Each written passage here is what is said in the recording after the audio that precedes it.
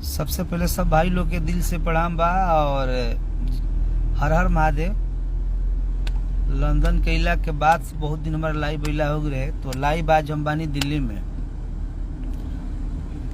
आनंद सिवान, अवधेश बाबू, सब लोग शेयर करी, सूरज प्रेमी और 10-12 दिन हो गए हमारा लाइव बैला। गाना बहुत सारा आई, बहुत सारा आप सब प्यार आशीर्वाद भी दिले। और अभी बानी जब हमने के दिल्ली में, तो आप सबसे यह आग्रह बा, निहोरा बा, साथ में जितेंद्र जी, रंजीत जी, सोनू जी बाजार समिति आगा बानी और शूटिंग के सिलसिला में मन की जाता नहीं जा। तो आप सबसे आग्रह बा, कभी एगो वेब म्यूजिक से गाना हमारा बड़ा बढ़िया आई रहे, तो जो गाना का नाम बा, आप सब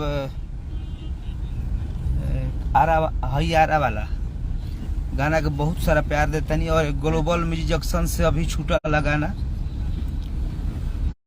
बलम निर्दया, आर्या का संगीत है और दीपक दिलमोही के गाना है। राकेश भाई, राज पटेल जी, मुरादा दीवाना, लक्की यादव जी, राकेश जी, सब भाई लोग आप सब शेयर करी और गाना के आप सबको हम चाप के सुनाई।